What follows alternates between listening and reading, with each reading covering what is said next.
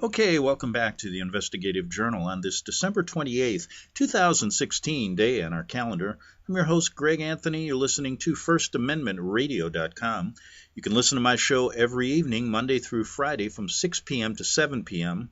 They also play the show at 11 a.m. Pacific Time, and if you can't get it there, go to my long-standing website at arcticbeacon.com.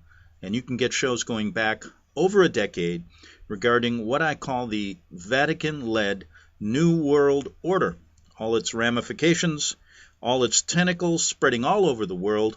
And this is one of the few shows where you get the real truth about who controls this world. And although it's very complicated in a sense with all these secret societies and things, one thing you have to remember, all roads lead to Rome.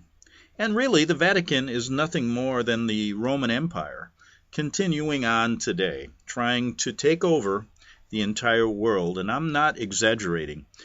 Okay, yesterday I played a show where I went back to Palermo, Italy, when I was there in the 80s and walked into one of the monasteries of the Capuchin monks.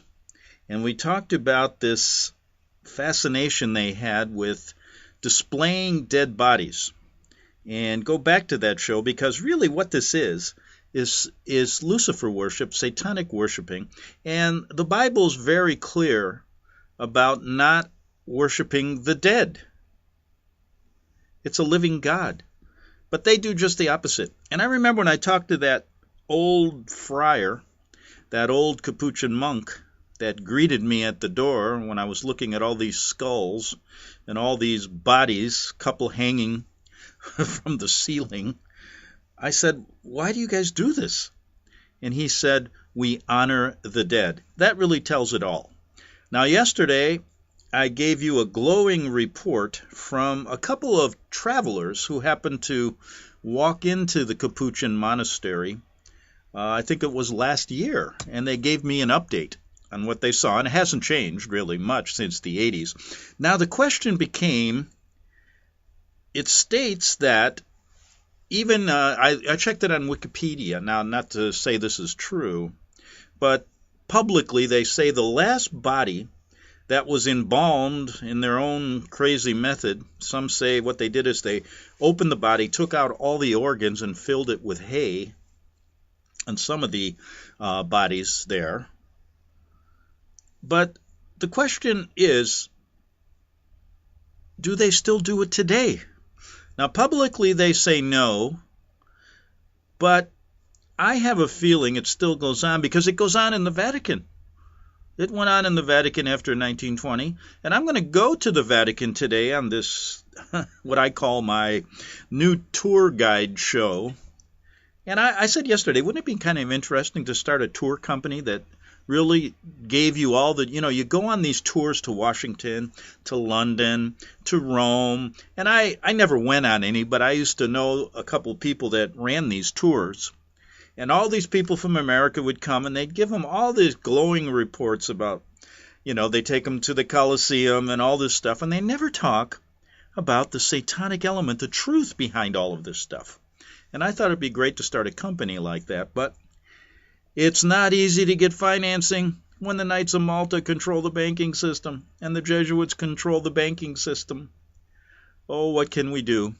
We'll go on in our merry way here, showing you how the Vatican today exhumes corpses still and puts them on display.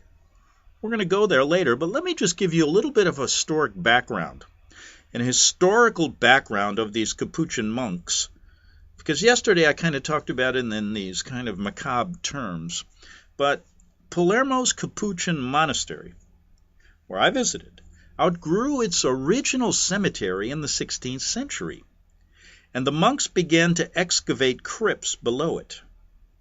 In 1599, they mummified one of their members, recently a dead brother Silvestro Gubbio, and placed him in the catacombs. The bodies were dehydrated on racks of ceramic, they say. They put them on ceramic pipes in the catacombs and sometimes later washed with vinegar Some of the bodies were embalmed, and others enclosed in sealed glass cabinets. I can verify that. I've seen that. They do that in the Vatican, too. The interesting thing is they pray over these things, and they do it in the Vatican. Wait till you see when I present the what's going on there, how they're praying to the dead. And what does that mean? Well, there's some Bible verses that talk about it. Now, the monks were preserved with their everyday clothing and sometimes with ropes they had worn as a penance. Originally, the catacombs were intended only for the dead friars. But remember what I said, these guys are an offshoot of the Franciscan order, and they take these vows of everything. One of them was to never touch money. So they were supposed to beg for everything. So they figured out a good way to make money without touching it. I don't know how. Did they actually not be able to touch the bills or the coins? I don't know. Maybe they put on gloves. However, in the following centuries, they had a new idea. It became a status symbol to be entombed in the Capuchin catacombs. In their wills, local luminaries would ask to be preserved in certain cloths, certain different clothes. So, for example, if you had a favorite suit, or for example, me, I'd probably want to be put in my Cub uniform since the Cubs just won the World Series, and my Cub hat. That's how crazy these people are.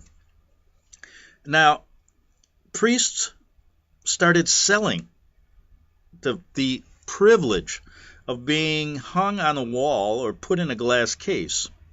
And relatives would visit then to pray for the deceased and also to maintain the body in presentable condition. The catacombs were maintained through the donations of relatives of the deceased. Of course, they were paying to have the privilege to be in the catacombs of the Capuchins. Each new body was placed in a temporary niche and later placed in a more permanent place. As long as the contributions continued, the body remained in its proper place, but when the relatives did not send money anymore, the body was put aside on a shelf until they resumed payment. Now, I remember when I was a young boy being indoctrinated as I, went to my Holy Communion, I went to confirmation, confession, bless me, Father, for I have sinned. My last confession was blah, blah, blah. They also used to say Mass. Let's say somebody in the diocese would die. Then the Vatican, or the local diocese, would then have a Mass, and they could do this forever, and the relatives would pay the priest for the Mass. So they're paying to worship the dead again. So they're doing it today. It's one of their rituals. It's one of their, what I call one of their satanic rituals. And what they do is they've meshed paganism with Christianity and came out with this crazy Catholicism, which has nothing to do with the Bible. Now, here's what they say about the last friar of the Capuchins was interred in the catacombs, they say, was Brother Ricardo in 1871. But they continued, I guess they wanted to make more money. I don't know where they put the other brothers. I still think they do it, though. I don't think I think one day what we got to do is go there and check out if they're still doing this. Now, the catacombs were officially closed in 1880, but that was official. But tourists continue to visit. And the last burials, they say, are the 1920s. Now, I put a note on my YouTube yesterday. They make YouTubes of my shows. And I said, they say the last burial was the 1920s, in 1920, but I think it still goes on, and so you can't be sure.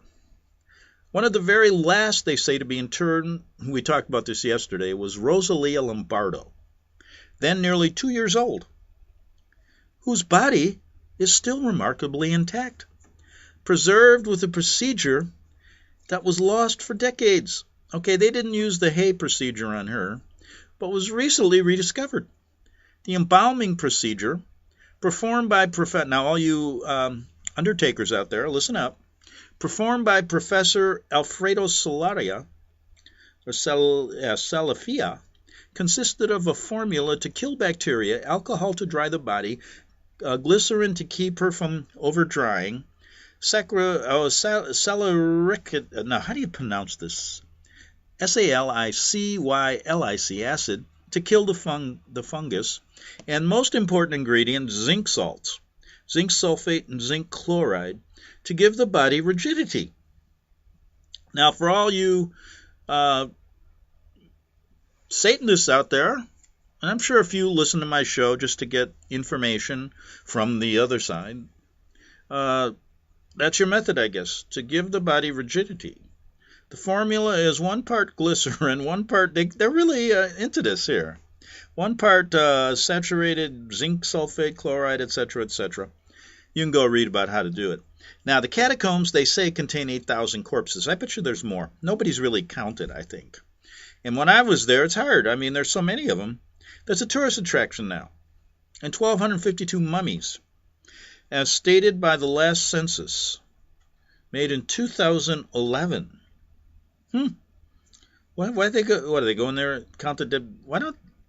How come they're allowed to keep them there?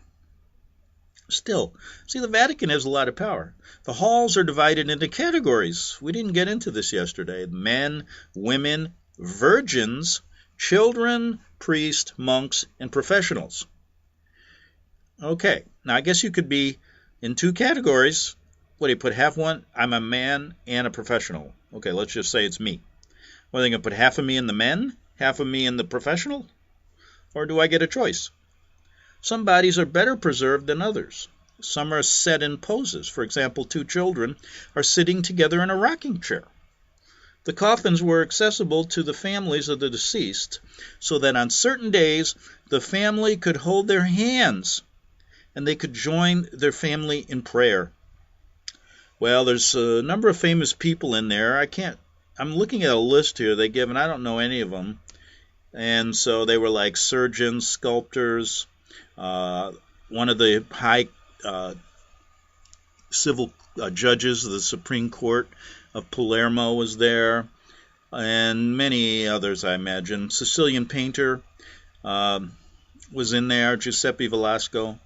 Giuseppe Tomasi di Lampedusa is sometimes said to be buried in the catacombs, but he is buried in the cemetery next to them, they say.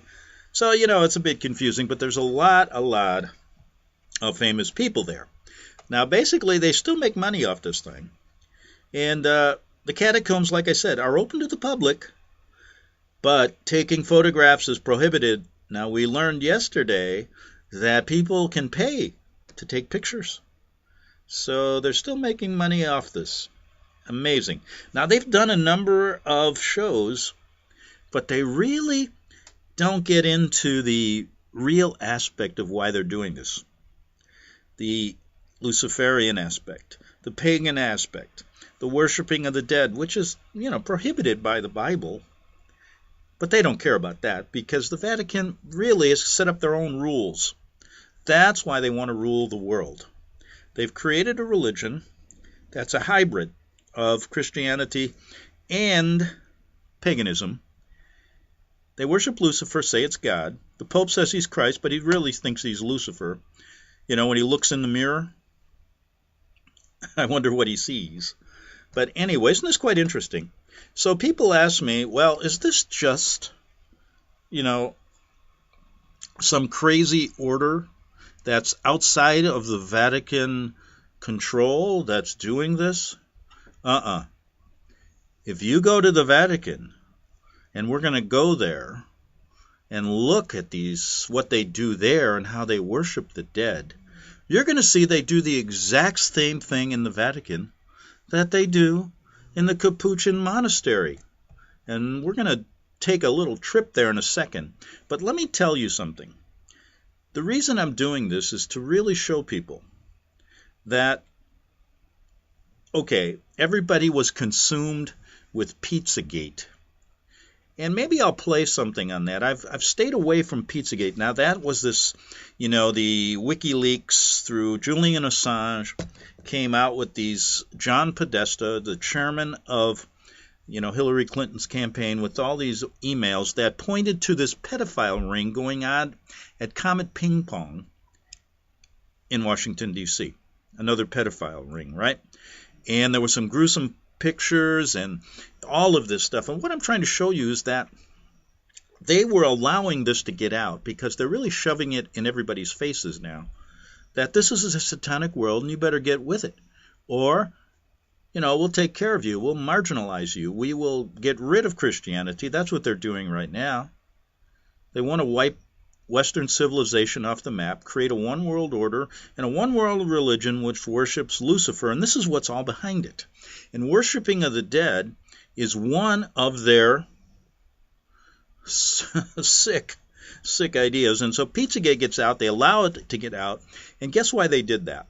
I purposely stayed away from it because I knew what they were trying to do was to round up anybody who really was talking. So they send out the story. They allow the story to get out. They have their people, their controlled opposition in the alternative media like Alex Jones and others to lead the way on the story. And then everybody else, who the real average Joes out there who want to just know the truth or who are interested in stopping pedophilia, they allow them to talk about it.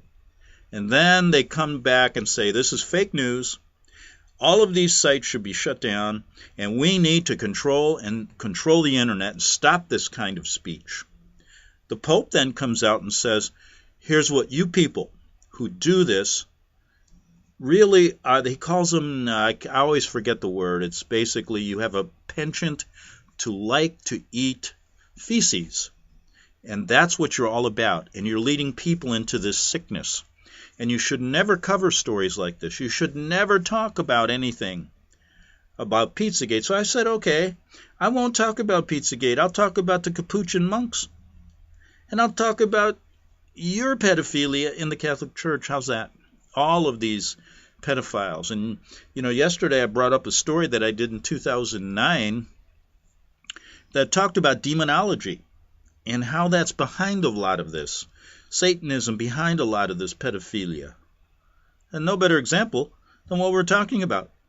So, I guess this, I'm not talking about a scandal. This is truth. I'm just talking about what's there.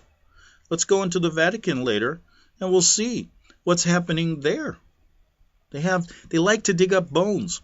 Now, how I first got onto this, outside of being in the Vatican, walking through there many times when I lived there and seeing, these popes, they're just like in the Capuchin monastery, But I was doing a story, I've done stories about the late Alberto Rivera, the Jesuit priest who was, he was a high-level priest, and he was assigned to infiltrate Protestant churches and then to turn them and make sure that they don't talk about, they don't criticize the Vatican and the Book of Revelations, and they just basically become a lukewarm Protestant church under the guise of Rome, under the umbrella of the Mother Church. I put that in quotes.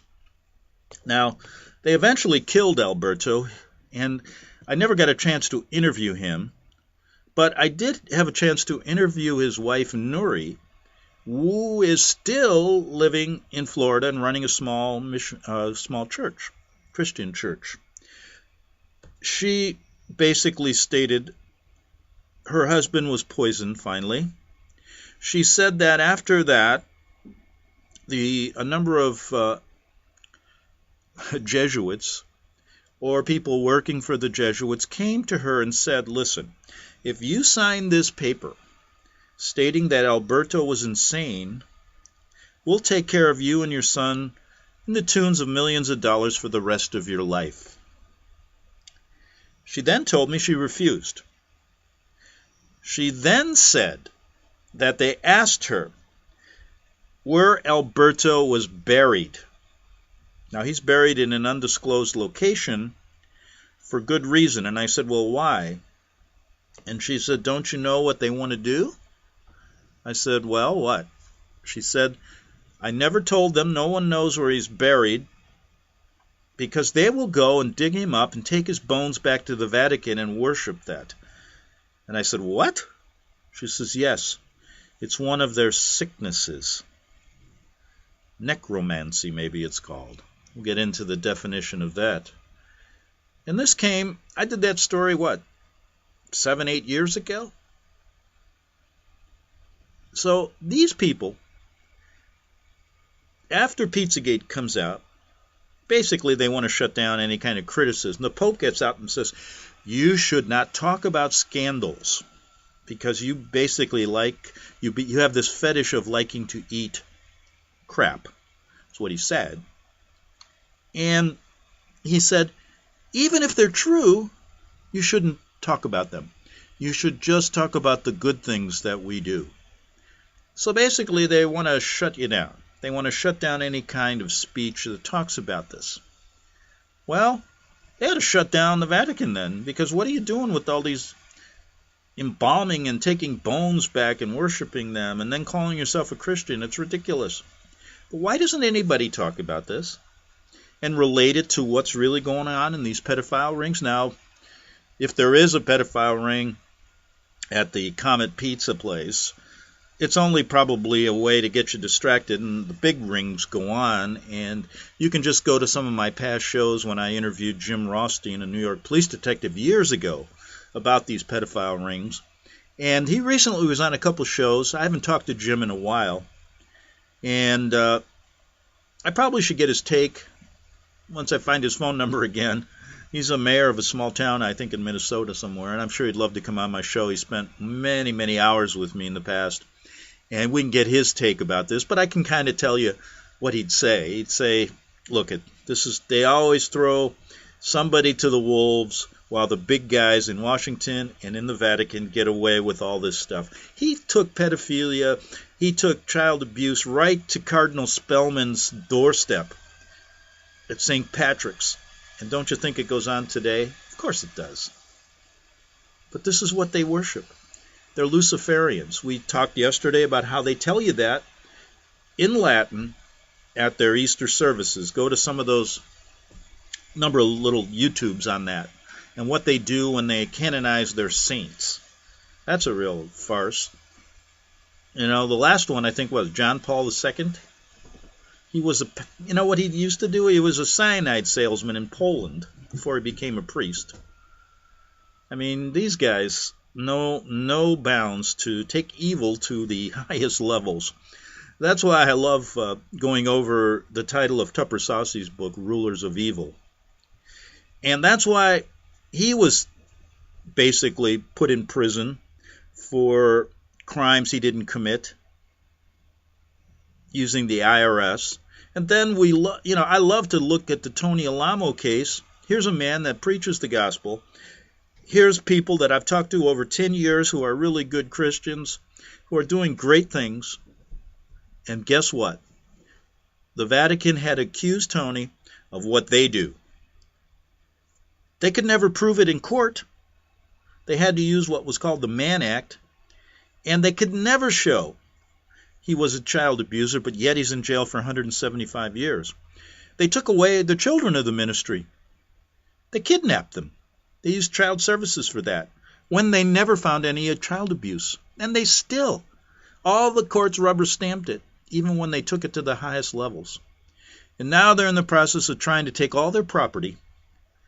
And in one of the cases was the largest civil settlement in the history of Arkansas.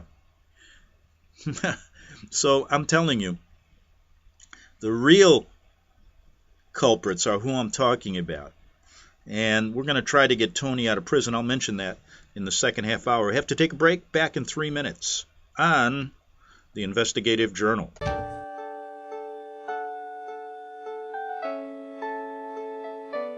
The program you are listening to is 100% sponsored by you, the listener, on this First Amendment Rights Media channel.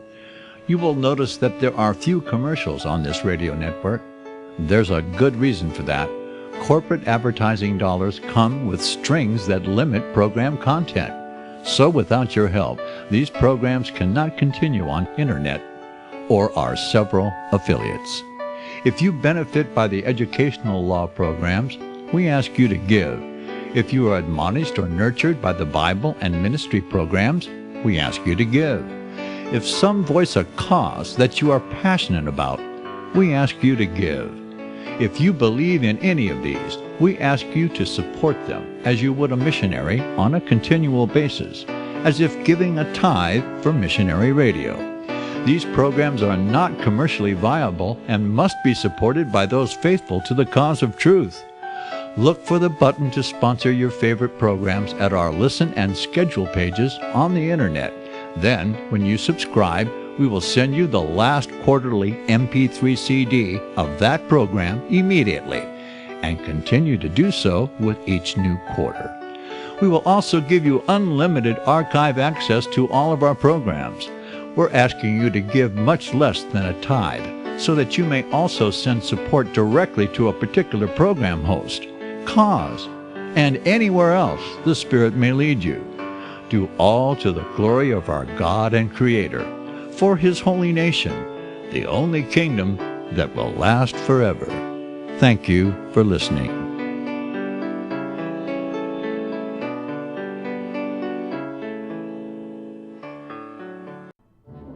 The book of Revelation says, "The spirit of prophecy is the testimony of Jesus Christ." This is at the very heart of FirstAmendmentRadio.com. In that spirit, we have created the Prophecy Reality News app for all of your mobile devices, streaming First Amendment Radio 24 hours a day, 7 days a week. Available for your Apple, Android device, and smartphone, absolutely free. Get the Prophecy Reality News app installed today so you can listen to First Amendment Radio wherever you are. The Prophecy.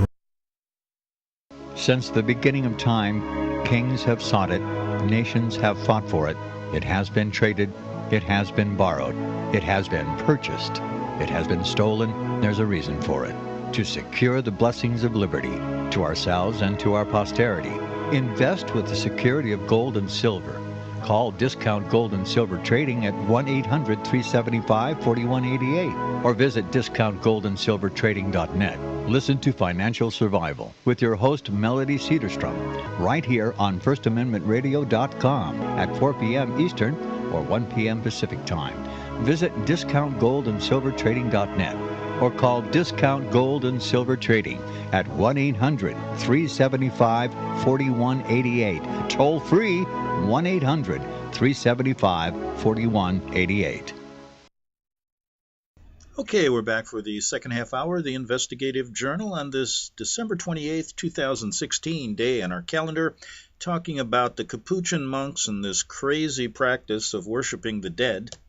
And, I remember after I was there, I asked a couple Catholic priests, I went over to Palermo and saw this in the Capuchin monastery.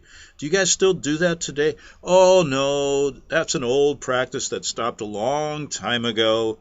And, to a T, every priest I've ever talked to since then says it doesn't go on today, but it does go on. And that's why I want to go to the Vatican and show you what goes on there. And we'll do that in just a second. But one last thing on the Capuchins.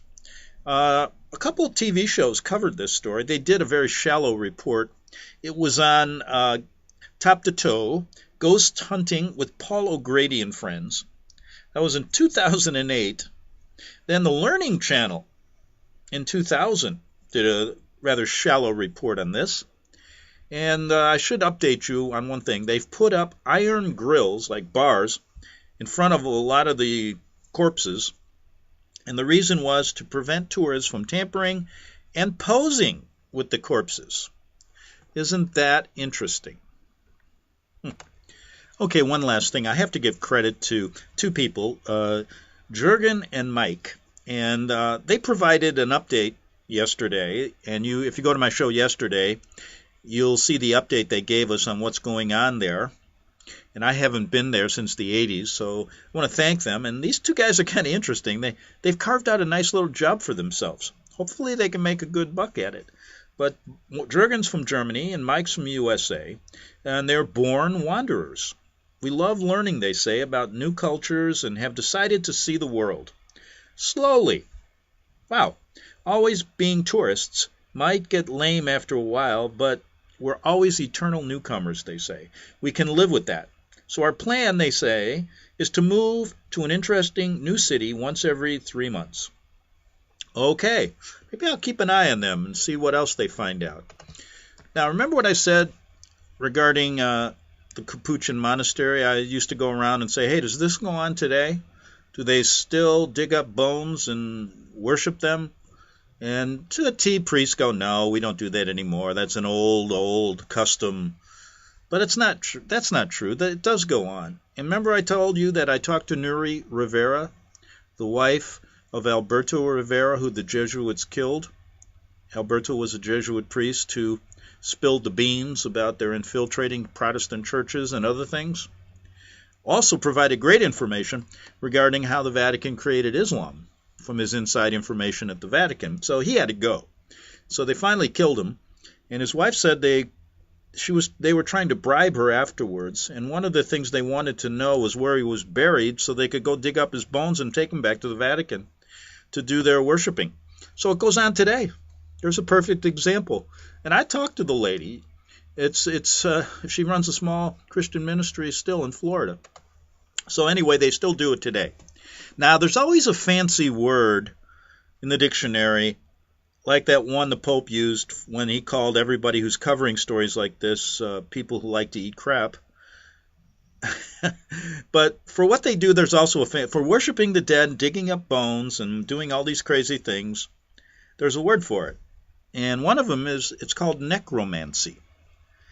And it's a form of magic involving communication with the deceased, either by summoning their spirit as an apparition or raising them bodily for the purpose of divination, imparting the means to foretell future events or discover hidden knowledge. The term may sometimes be used in a more general sense to refer to black magic or witchcraft.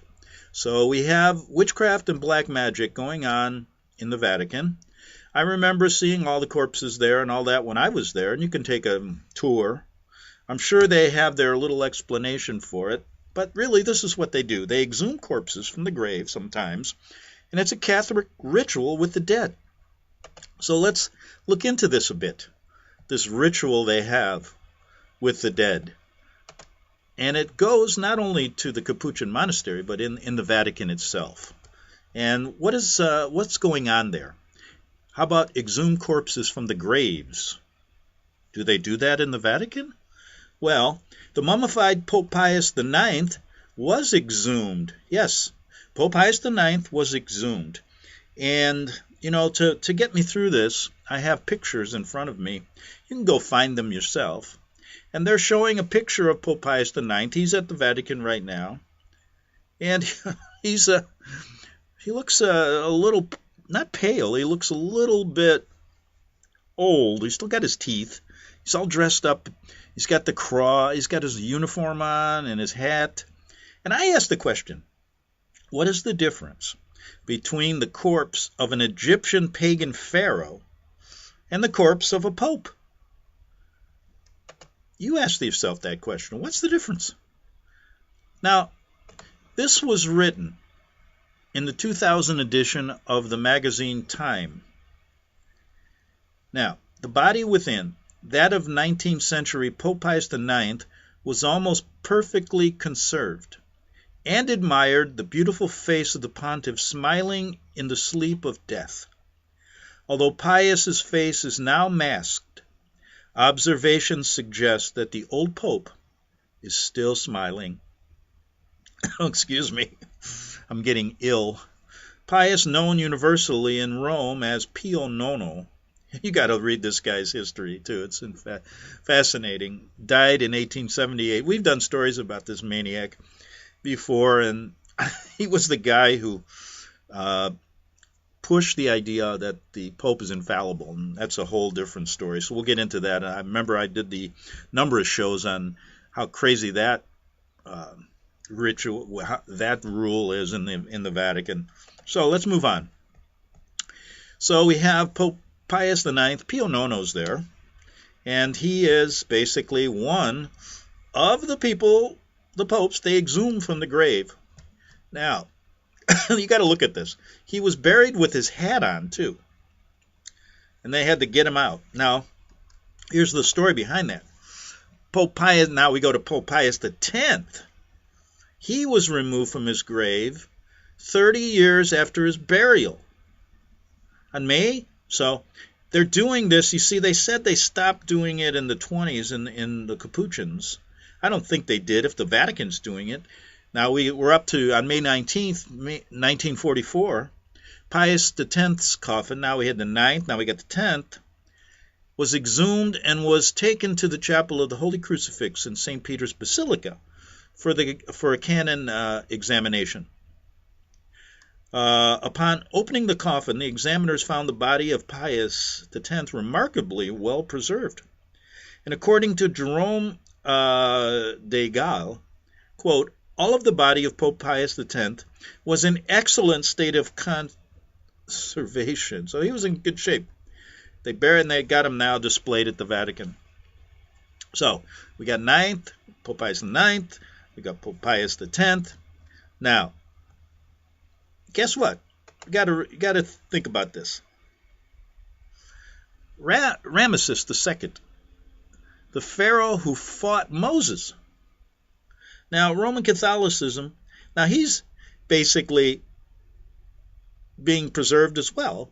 Now, the Roman Catholicism is a mixed-up religion of Christianity, paganism, and deeply rooted in all these Babylonian practices.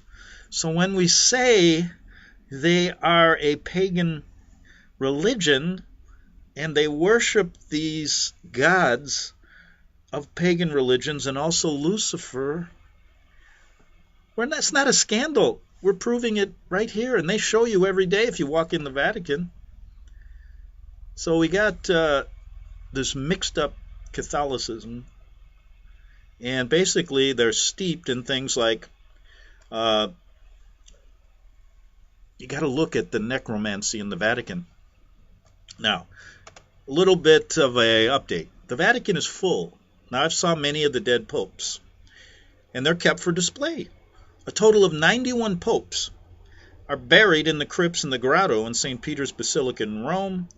This includes popes like Innocent IX, Benedict XII, 15, Pius XI, Paul VI. So they're all going to be over there. Okay, they got their popes displayed. And you got to look at one of the. I remember looking at the Vatican tomb of Pope Pius IX. I'm looking at him again here. The skull of Pope Pius IX has been covered with a face mask. Now, did they use a hockey mask? No. Pope Emeritus is paying these corpses a visit. Pope Emeritus, this is interesting. I should say the original Pope that I saw. Okay, I used to see Pope John Paul II there sometimes doing it. And give you a little background, I used to have to cover every Wednesday they used to give a Pope would come out on the balcony and give a speech. I had to go and cover it. And they talked in Italian. And at the time, I had to bring an Italian interpreter because my Italian, I could do it quickly, but not that quick. So I'd bring an interpreter, and we would then report what the Pope said, all the BS that he said. But, there were times I did see him kneel when they had pictures of him in front of these dead corpses. Now, I found a picture of Pope Benedict, who's still alive, and he's given a room in the Vatican somewhere, and he's a pedophile as well as a homosexual. And that we've reported on from inside sources at the Vatican. Now here he is kneeling and praying in front of the corpse of Pope Pius IX. The skull has a face mask on it and a cap. He's got his hat, his mitre. Some Roman Catholics might feel this picture is a fake, but it's not. You can go to the Vatican site there, and you can find it. It's not a fake. I've verified that. Okay? Not a fake. It's not fake news, guys. They really do this. They pray in front of these things. What are they praying for? Well, here he is again with another priest praying in front of Pope Pius IX. I got a side view of that. Now, in Matthew 23:32, what does that say? And I want to thank Jose Travioso. He's got some good stuff out there, and he provided some biblical ideas to show you that this is not what's supposed to be done, worshiping the dead. So he's provided me some biblical verification that they are Luciferians, and they are basically dealing in practices that aren't Christian. And in Matthew 23:32 it says, I am the God of Abraham, the God of Isaac, and the God of Jacob. He is not the God of the dead, but of the living. So like the Vatican likes to do, if God worships if we worship the living, he's the God of the living. They like to worship Lucifer, the God of the dead. So, you heard that from Matthew 23:32. Okay, now, here we have a very interesting picture, and I have to have these pictures here to keep going on this because it's a sick practice, and it just reminds me, I'm looking at all these Catholic nuns, there's about 10 of them, and these Catholic nuns are kneeling and praying to the dressed-up corpse of Pope Pius IX again. That's the guy with the face mask. Now, this gets me ill because I went to Catholic grade school, St. John Brebeuf, and these nuns taught me my whole life. I don't ever remember them telling me to worship, although they did go to the masses that were there for all the dead people, and they made people pay for that. All right, but it just brings back bad memories when I see all these nuns praying to this dead pope. Now, this is a good one. This is a good one. They have masses, okay, the mass offered at the tomb of the Blessed John the 23rd. They had a mass, and the mass was dedicated to John the 23rd, who's in a tomb and in a display case in the Vatican. So they do that as well. They have masses for the dead. And I bet you got to pay a pretty good penny for that. Crazy stuff, isn't it? And the Pope says that people shouldn't cover this stuff. Now, praying to the dead is an interesting topic that goes on in the Vatican. And what about this? I'm looking at a picture of the dressed-up corpse of Saint Rose. Now, who is this Saint Rose? Well, here's Pope Benedict XVI next to a Viterbo, a town in Italy, Bishop Lorenzo Cirinelli, and they're looking at the mummified body of Saint Rose inside the Saint Rose shrine during his visit at Viterbo on September 6, 2009. So Saint Rose is in there. I've been to Viterbo. I didn't go there and see that, but here we have proof. They're still worshiping the dead and digging up these bodies and putting them on display in 2009. That's not too long ago, is it? So did this practice end in the 1920s? No. I bet you it goes on to this very day. That probably somebody is doing it today in the Vatican or somewhere in one of their millions of dioceses all over the world. And this is Christianity. They call themselves Christians. What a joke. People, wake up. Change your belief system, like I said yesterday, if you don't believe this is true. And you're not supposed to pray to the dead. Now, there's also proof that Pope Benedict was praying. He likes praying in front of these bones. They've collected the bones, just like they wanted to do with Alberto Rivera, and they don't know where he's buried. But they collected the bones of St. Augustine, and they're in a nice little case. And he's sitting there praying to these bones of St. Augustine. All right. It goes on today. It goes on to Pope.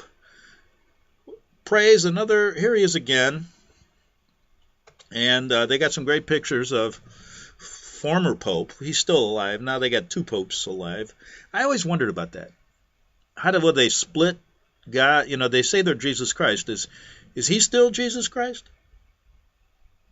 Or do they split it in half now? He's half Christ, and the other one's the half, and they put them together to make a whole? Because I never they usually don't, the popes stay in office until, they die. But now he resigned, Now we got Pope Francis. I guess if he resigns, then they're going to have to divide Christ into three pieces. Boy, what a crazy religion, isn't it? And, to think that I was deceived on this stuff. All my, it's really, and how many others are still being deceived? I have a friend, boy, from Italy, a great guy. And he's one of these, and I hope some of these people are out there, because I really want you to change your belief system. These I call them half Catholics. They believe there's a good side and a bad side of the Catholic religion. And they don't like the Vatican II ideas and all these liberal ideas, and they call themselves old Catholics. And they're fighting to restore the Catholic tradition, so to speak, the old Catholic tradition, away from these progressive. It kind of reminds me of like it's a government or something. You have the government on the left and the government on the right in the Vatican. Please, people who are believing, you can't go back to the good side. Look, they've been doing this for hundreds of years. It's tradition. And I asked him, I said, do you still work? What about all these sacraments that are not biblical? They don't want to look at that. So please, start here and work your way through this satanic cult. So we got Pope. Here's another picture of him. Excuse me. The former Pope, that's, he's still Pope, I guess. He's still alive. Beside the remains of Pope Celestino V. They got this guy in a tomb, and behind him I see all these people. And there's a couple priests just praying to this dead Pope. What do they say? I mean, what do they do? Remember that definition of necromancy? Now, he did something big in 2010. Pope Benedict XVI blessed the faithful in front of the remains of Pope Celestine V at the end of a mass in Sulmona, Italy. I never was there. And that was on July 4th, 2010. All right. Moving ahead, I'm going to look at this. There he is. That's Pope Celestino from another angle. You got to get... Now, the skull, this is a good one, of Pope Celestino is covered with what they call a death mask. Because they couldn't keep his face in order. Wow, this death mask, when you look closely at it, holy cow. Oh my God, these people are something, aren't they? And to think I was involved, I was born, boy. Well, luckily, half my family, my heritage is Jewish, so my mother's family was Jewish, although we didn't practice. So I can say I was just kidnapped into the Vatican, the Catholic Church for a while. Thank God I'm out of it now. But looking at this Pope Celestino with his death mask on freaks me out, to be honest with you. Anyway, trying to show you this goes on today. And we have more worshiping. And here I'm looking at, there's firemen were brought in to worship this. Oh yeah, now the policemen are there of that town in Sulmona, Italy. Now, this is the best. This one really freaks me out. We have a picture of the Pope praying to the cut-out heart of Padre Pio. Now, this is interesting. You think these guys aren't nuts? The 21st of June 2009, the present Pope, well, that was Pope Pius, that's Benedict. He's not, well, he's still around. Paid a visit to Shrine San Giovanni Rotondo in Italy. This picture of him, of the pontiff, was taken by a blogger and has the written message. Pope Benedict XVI looks at the heart of the mystic Saint Padre Pio in the crypt. Okay, this picture is freaking me out even more than the one with the death mask on. They got the heart of Padre Pio in this glass case. And the Pope is there, and all these priests are on there praying to it. Oh boy. And going further with Padre Pio, another site has covered the event when the deceased body of Padre Pio was exhumed. All right. They're doing it still, March 17, 2008. Don't tell me they stopped. Vatican-approved Archbishop Domenico D'Ambrosio helps the clergymen and friars to open the coffin of Padre Pio. Ooh. Boy, don't they have better things to do? It's amazing, isn't it? I've got about a minute and a half of this. I don't think I could take much more. But let's see what else we can find out about this organization. They like to dress up their skeletons and corpses. That's interesting, isn't it? They always like to dress them up. It's Halloween every day in the Vatican, right? Now, thanks to Mr. Travioso, he presented Luke 9:60. And you go look that up. It talks about you shouldn't do that. Now, they have an obsession, folks. This is not good. And I only have about a minute. They have this obsession with the dead. Now, the Philadelphia saint. We have a good one here. This is the one I'm going to end it with, because I only have about a minute. But here we have that saint in Philadelphia, and they show children praying to it. Now, he's dressed up in his cardinal regalia, and here they got the cardinal changing the dress on this skeleton for the feast. And then they had the children praying to it right there in front of that's sick. And that went on in Philadelphia. Unbelievable. We're all out of time. I don't think I can take much more. And I hope you get the idea. And for all you practicing Catholics, Muslims, Scientologists, and others who don't believe that this is Luciferian worship, please start here and work your way through this organization as I have. And that's why I call it and say all roads lead to Rome, the Vatican-led New World Order. See you tomorrow on the Investigative Journal. Visit crosstheborder.org, C-R-O-S-S, crosstheborder.org, to get your print, EPUB, or PDF version of the book, The Rapture Will Be Canceled. That's crosstheborder.org. I know you all want answers, and believe me, so do I, and I'll do my best to get them. Despite Nicolas Cage's promise to do his best to get left behind rapture answers for us, don't hold your breath. Not everyone believes Left Behind is true prophecy. Some may even regard as conspiratorial the mainstream re-release of the Left Behind movie, with actor Nicolas Cage portraying the main character, as an attempt to further reinforce in the minds of all this perception of false prophecy, in order to condition the masses for the play about to begin. If you want true Bible prophecy answers, get the book, The Rapture Will Be Canceled. The author exposes the Latin rapture origin, the 7-year tribulation deception, true Bible revelation of Daniel's 70 weeks, the abomination of desolation, the restrainer, America in the Revelation, the image of the beast and the mark of the beast, and the truth about God's chosen people, and so much more about Bible prophecy.